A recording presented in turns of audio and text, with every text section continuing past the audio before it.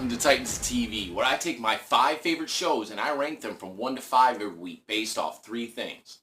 Character development, story arc and plot, what's new, new gadgets, new gizmos, new heroes, new villains. Now, let's get to our shows this week, and they'll be Dragonball Super, The Flash, Arrow, Agents of S.H.I.E.L.D., Ash vs. the Evil Dead, Luke Cage, Supergirl, Supernatural, Legends of Tomorrow, and The Walking Dead. Now, just like every Titans of TV, 5 will make the top 5, and 5 won't. 5 won't make the cut. And let's get to them this week. Let's get, and to start things off this week, about half the shows did really, really good, and the other ones just kind of did okay. So let's get to the first one that didn't make the cut, and that's The Flash. Flash this week was okay. Okay, I gave the Flash a 5. I'll tell you why. This was probably the most disappointing week in The Flash that we've had yet, and I'll explain why. First of all, Barry has fucked up the timeline so much that it's transcended into other shows. Just like I said last week. Especially once I get to Legends of Tomorrow, you'll understand what I'm talking about in some of the other shows. But the colossal fuckery of Barry fucking up the timeline is just out of control. And this week, things have, like last week, things are calming down. But this week, we didn't really get anything exciting. Okay, this week, we got this big hologram monster that was controlled by this 15-year-old kid. Like, seriously. CW, what is that? This is our villain for the week? Some hologram? Come on, man. And the only other exciting part that really happened in this episode was Killer Frost. Caitlin is dealing with her powers, and she goes to her mom, and she's like, hey, Mom, I'm dealing with these powers. Please help me out with it. And ultimately, she gets to a point where she's like, listen, okay, the more you use these powers, the more damage it's going to do to you, and the more you're going to get out of control with it. So, this, in my opinion, was the worst episode of The Flash we've had yet. And also, they're dealing with this new Harrison Wells. They think he's kind of shady, because, I mean, come on, let's face it, in the first 2 seasons, we've had so many issues with Harrison Wells, it's uncanny. But especially this week, he's coming off a little too strong. He's trying to get the team to like him so much, so everybody thinks that he's up to something. At the end of the episode, no big reveal, but who knows? Moving forward, we might find out that he's up to no good. Now, let's get to our next show that didn't make the cut, and that was Supernatural. Supernatural this week was alright, okay? Out of all 4 weeks, this week being the 4th week Supernatural, this was by far the worst episode yet. Now, when I say that, the episode as a whole wasn't bad, but when you compare it to the rest of the season, it's not hitting the mark in my opinion, okay? So, last week, Sam Dean's mom, she's left, she's going on her own to find herself, and this week, the boys are dealing with a super religious, crazy, fanatical family that is beating their kids with these rituals, and then that is transcending to people in the community, especially small people, small kids, and other various adults. So, along with that happening, come to find out, this girl, the daughter, that the parents have been whooping and saying that she's the devil, come to find out she's a psychic. And so they think that that's the devil, and like Sam and Dean are like, hey, no, she's not the devil, we met the devil, we met God, we're kind of besties with him. She's not the devil. So they're killing these kids. So it's not some supernatural creature, it's not some monster, it's just some super religious fanatics.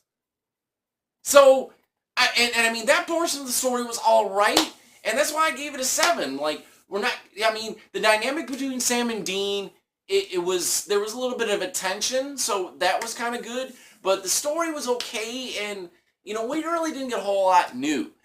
We don't really know what's going on with Cass and Crowley, except they're working together and they're hot on Lucifer's trail. But other than that, we're not really getting anything new and exciting. Now, let's get to our next show that didn't make the cut, and that was Legends of Tomorrow. Legends of Tomorrow this week wasn't an entirely bad episode. For the most part, it was a good episode. I gave it 8.5. It is the lowest out of all, especially in the lower half. Like I was saying earlier, a lot of the shows in the lower half had their worst episode this week. And prime example, Legends of Tomorrow. Legends of Tomorrow was about the Civil War this week. So the team goes back to the Civil War, and we've got zombies, okay? Once again, Barry's fucking up the timeline again. Now, we're getting walkers from The Walking Dead on Legends of Tomorrow. What is that? They even make reference to The Walking Dead at a certain point in the episode. Like, seriously, Barry, stop fucking with the timeline. Okay, anyways. So, in this episode, we've got zombies popping up during Civil War times. So the team has to try to maintain the timeline with all these aberrations that are going on throughout time. And now there was this spaceship from the future that had crash landed in the Civil War times with this virus that is turning people into zombies. Okay? So while that's going on, we got Jefferson Jackson going in there to take one of these notes to give to Ulysses S. Grant so that the North can win the war. But the guy that's supposed to deliver it, he gets killed, and that changes the timeline so that the South wins the Civil War. So what happens is Jefferson Jackson delivers the message for this guy. Well, during this time, slavery is a big thing. So he goes in this party casually trying to get this map of the South's plan so that they can give it to Ulysses S. Grant so that this North can win the war. Well, what ends up happening is Jefferson gets brought out back with the rest of the slaves, and the master or whatever is going to come out later and beat him. Well, during this time, Vixen is waiting around in the bushes, and she comes in, breaks everything all up. While that's going on, White Canary, Citizen Steel, they're trying to help out the North and stop these zombies. And on the ship, Ray Palmer still doesn't have his suit yet, and him and Martin Stein are dealing with the fact that Mick Rory, the Heat Wave, he's a zombie now. And so they've got to concoct this antidote, and they give it to him, and there's this funny part when Martin Stein's running around the ship and he's like deathly afraid of zombies. And then right when Mick Rory is on top of him, he's like, ah! And that's at the moment when the antidote finally kicks in. So the overall episode was solid, and probably one of the biggest character development moments was at the end of the episode when Mick and Ray are talking about the fact that Ray doesn't have a suit anymore. He's got to come up with a new suit. So Mick's like, hey, you can be my new partner. And he gives him Captain Cold's gun. So it was a good episode. Like, Legends hasn't had a bad episode, but out of all their episodes so far, this one was the lowest. Now, let's get to our next show that didn't make the cut this week, and that was Supergirl. This week was good. I thought Supergirl did real good this week, but still, out of all its episodes, I thought it was probably the weakest episode so far. This week, I gave it a 9, especially this one and the next show that didn't make the cut. I both gave them 9s because they did a good job, but it was still its lowest in the season. Okay, so in Supergirl right now, we're dealing with the fact that Miss Martian and the Martian Manhunter, they're working on that whole Martian relationship, and Kara has taken Mon-El, Superboy, under her wing the way that she was supposed to with Superman. See, in the story, Superman came to Earth before she did, but in the original plan, she was supposed to come to Earth and help him along, teach him, train him, look after him, but that didn't happen. So she's looking at Superboy as like her way of redeeming herself for what she should have did with Superman. So in this episode, we got roulette in this underground fighting tournament. And in this, Miss Martian is participating in it, and Marsh Manor finds out, the DEO find out, no one's happy about this, and there's a lot of animosity going on. And this story is very reminiscent of the DC Justice League Unlimited show that you might have seen that before. Also, it was on Smallville. A lot of you watched Smallville for years like I did, and it was another like wink or rehashing of that story. And in the end, of course, they break it up and everybody goes home happy. And then the big reveal at the end of the episode is we get to see Miss Martian's true form, her true, like, Martian form. And the reason she went into this whole fight tournament in the first place was because she was trying to redeem herself after what happened to her on Mars. Okay, she felt bad about it, she felt guilty about it, felt like she should be able to do more. So it's her way of doing penance. So the overall episode was good. You know, I gave it a 9, but it wasn't as solid as the first 3 weeks. So, now let's get to our last show that didn't make the cut, and that was Luke Cage. Luke Cage this week did a real good job. I thought Luke Cage didn't quite do as good as it did last week, but I still thought that the show overall did great. I gave it a solid 9 this week. Last week, Luke Cage pretty much shut down all of Fort Knox and pretty much shut down all of Cottonmouth's business. Over $7 million is just gone that he's given back and that he's taken away. So, in the midst of all this, all the other crime bosses and crime units that are affiliated with him, and especially Diamondback, is breathing down Cottonmouth's breath, or breathing down his neck like, hey, you need to get this Luke Cage situation in check, man. And it's like his advisors around him are like, come on, man, you got to sell the house, you got to sell this, you got to do this, because you don't have any money.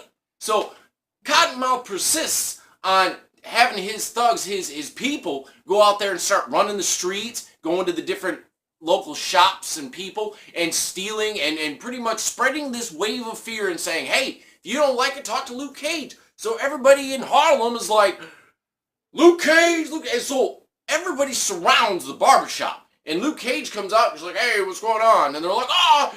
And the one girl was like, he took my daddy's championship ring. And then one of the other people were like, they took my money. So, like, what are you going to do about this, Luke Cage? And he's like, I'm going to handle this. Just walking down the street. Straight up superhero, man.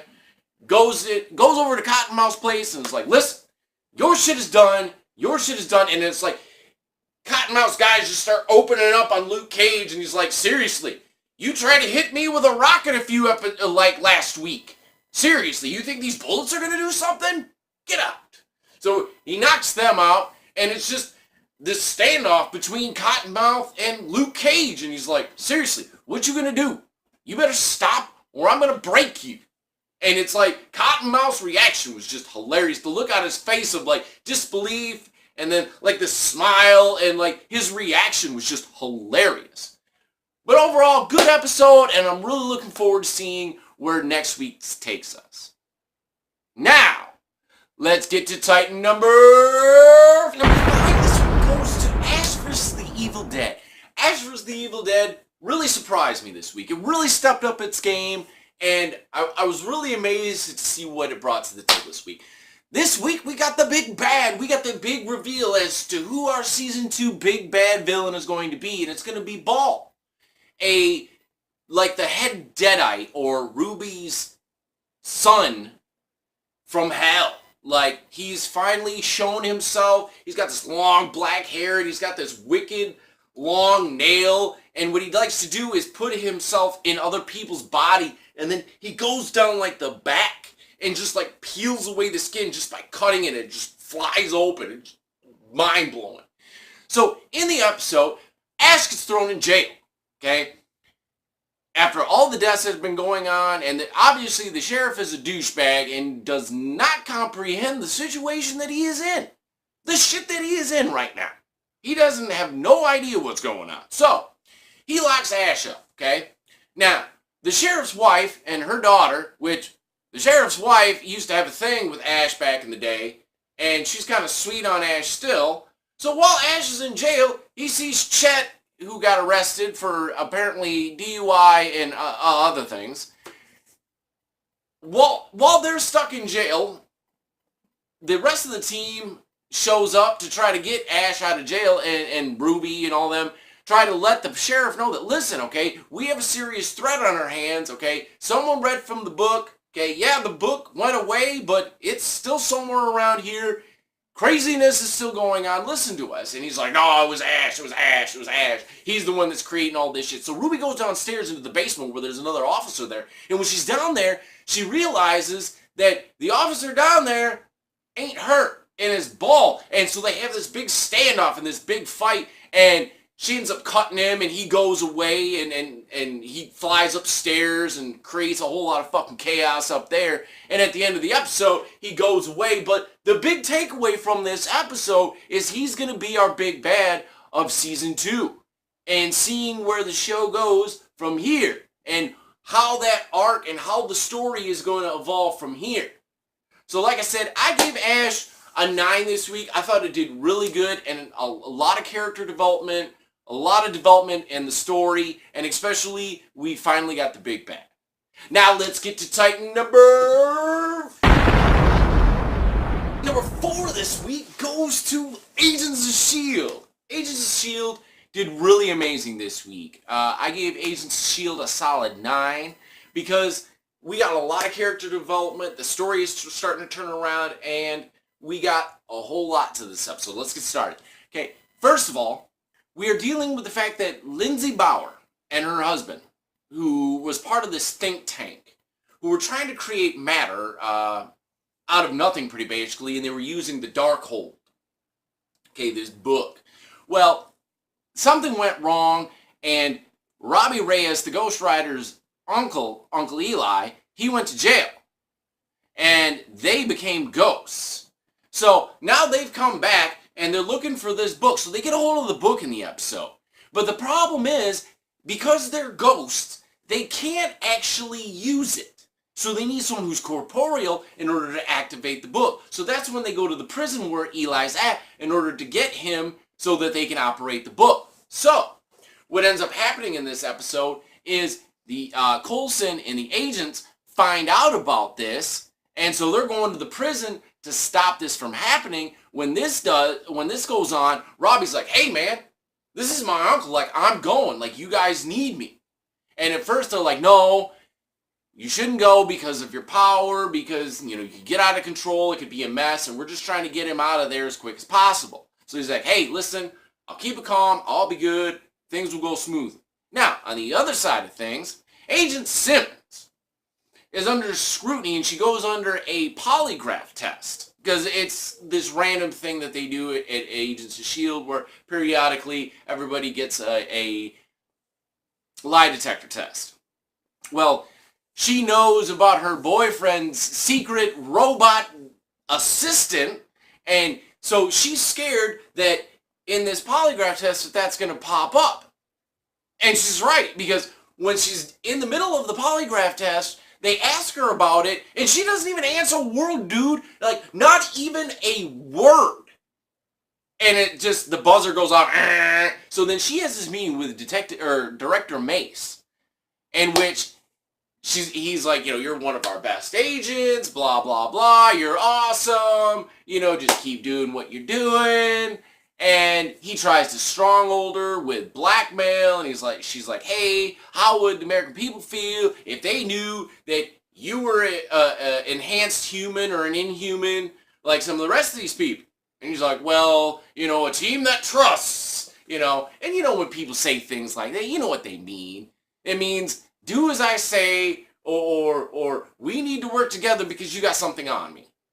Now, while that's going on, Agent Coulson, the team, and Ghost Rider go to the prison, right? And it was like one of the coolest things I've seen all season. Like seeing Ghost Rider touching these different ghosts. And like seeing him use his penance stare, and he had the chain, and he was using the chain on the ghosts. It was so cool, man. Wow. It was so awesome. I loved it. And so they're going through, and as they get Uncle Eli, and they're on their way out the door, like, he runs across one of these cell blocks, and especially when Ghost Rider goes in there, he can feel the evil everywhere, man, and it's like the Ghost Rider's just clawing his way out, and he's trying to fight it the whole time, and then he stumbles upon this guy in one of the cells that was part of the 5th Street gang that ended up handicapping his brother and putting him into the situation that he's in now. So then he uses the penance stare on him, and the entire cell just fills with smoke and fire. It was awesome. So that's how, and so he comes out, and when the rest of the team come out, they're looking at Robbie and they're like, where's your uncle? And he's like, oh, I thought he was just ahead of me. Well, come to find out, Lindsay Bauer and her ghost husband, they got a hold of, his uncle, and now they're trying to get him to use the Darkhold. So, fantastic episode. My favorite of the season so far. I gave it a 9. It was really amazing. Now, let's get to Titan number 3. Dragon Ball Super did so good this week. I gave both Titans 1, 2, and 3. I gave all 3 of them 9.5. And I'll tell you why. Okay, this week on Dragon Ball Super, holy crap. Okay, it wasn't as good. I'm not gonna lie. Okay, it wasn't as good as last week. Okay? Last week was like the greatest episode of Dragon Ball Super ever. Now this week, it was still really good. Okay, first of all, we've got Black Goku fighting Vegeta and Goku, and he takes that beam sword that he's got and turns it into a scythe and cuts some dimensional portal, multiversal, ripping the universe shit. I don't know, and I don't even think Black Goku, I don't think anybody on the show knows.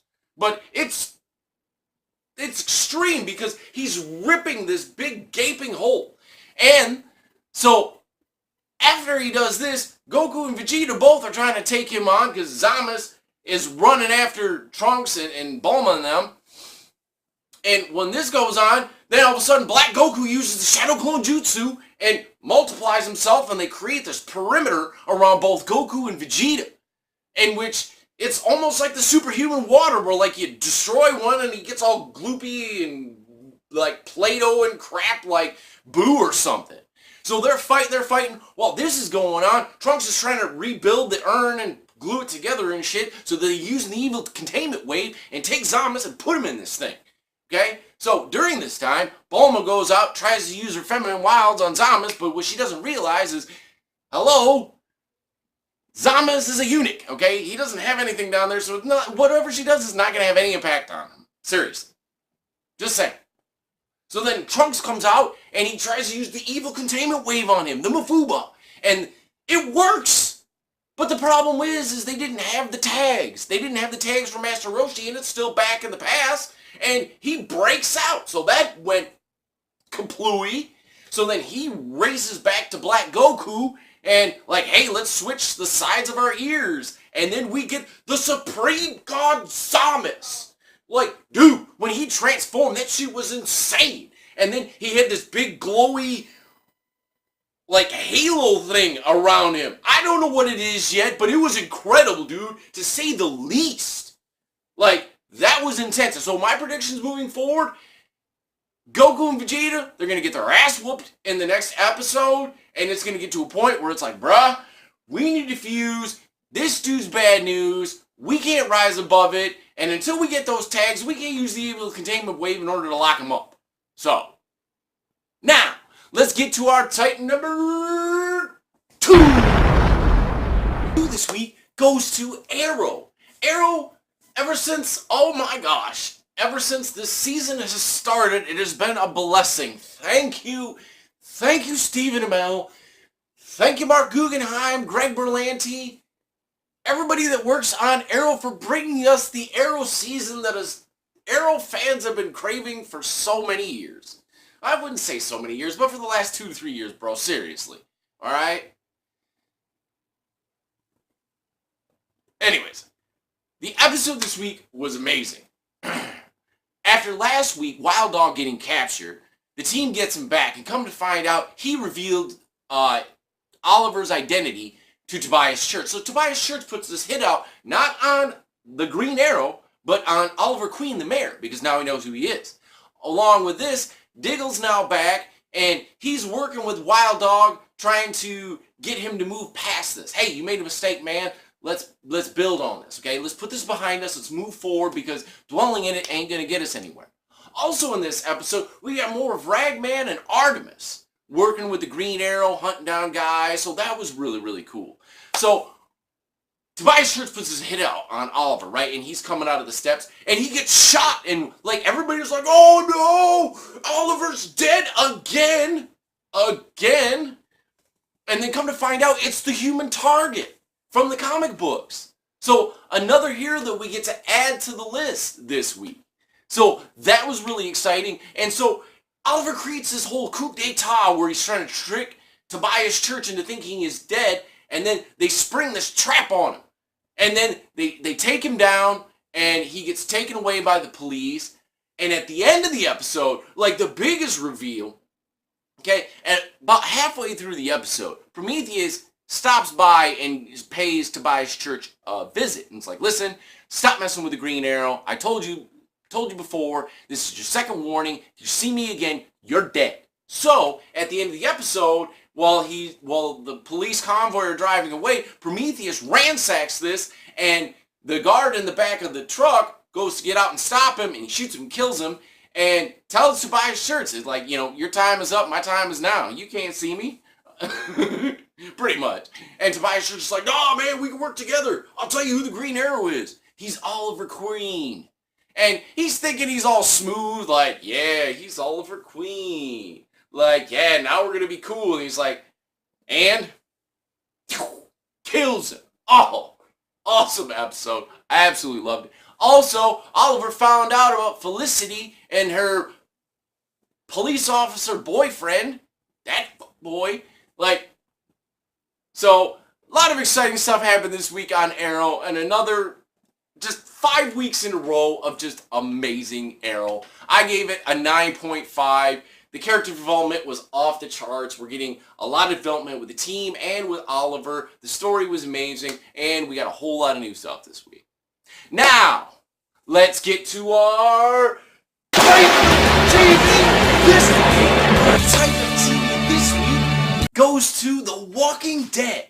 Now you're going to ask yourself, Spike, out of all the characters that you've dressed up as in this video, who is this one? I am Jesus. This is my Jesus cosplay. Even though he wasn't in this episode this week, the episode was out there. It was so awesome, and it was amazing. I gave it a 9.5. Now, granted, last week's historical episode of The Walking Dead was a 10 of like 10-10 proportions. This one was good. It wasn't quite there, but it was damn close. So this week we got Ezekiel and the kingdom. And in this episode, Carol is trying to leave the kingdom, and Morgan's trying to talk her out of it because Carol thinks that she's better off on her own. She thinks that if she loves people, then that means she has to kill people. But Morgan's like, no, you can't survive out there on your own, Carol. You need to stay in here with us. And so they meet King Ezekiel, and Ezekiel, amazing character, amazing actor, and we got Shiva! Like, Shiva's this big, gorgeous, beautiful tiger. You know me. I love tigers. I love tigers, baby. And to see Shiva on screen, man, in all her glory, she was wonderful. And so, in this episode, King Ezekiel's trying to win her over, and Carol's being oblivious to everything because she's been dealing with so much, and she's just like, oh, I don't know what's going on in the worst possible way. It was just hilarious. And especially Jerry, his bodyguard, like, he is hilarious. He's like, ooh, try the fruit. So, in the episode, the Saviors show up, right? And there's this exchange because Negan's taking half everybody's shit. So, Ezekiel and the kingdom, they get smart. And they're like, hey, we're going to take these pigs, fill them up with the rotted flesh from the walkers, and then hopefully that'll kill the Saviors, you know? And also in this episode, Morgan takes on a protege, one of King Ezekiel's underlings or friends, and is teaching him how to use the bow staff, which that was really cool. And then especially in this episode, Carol, she's taking food, she's taking knives, taking clothes, and so she's on her way out the door, right? Well, then King Ezekiel's there like, boom, with a fire, and he's like, hey, this is my favorite spot in the whole kingdom. What you doing here, huh? So they get talking. And then that's when King Ezekiel goes from being King Ezekiel to like regular Ezekiel. And his acting job was so amazing because you could feel the transition in his character. You could feel him transform from the King Ezekiel character to just like regular Ezekiel, and his backstory about being a zookeeper and saving Sheba, and then like the people creating the story about him, wrestling a tiger in the wild. It was just really amazing, and I really felt like Ezekiel was trying to connect with Carol on a deeper level towards the end of the episode. The episode ends with King Ezekiel trying to get through to Carol and trying to get her to stay. So the episode was really amazing, especially next week's episode. We're supposed to get an 85-minute episode with more of Dwight, Negan, and especially they're going to be messing with Daryl's head next week. So stay tuned for that. So thank you so much for joining me on Titans of TV today. My name's Spike Von Shadow. Like, share, subscribe, and I'll see you next time.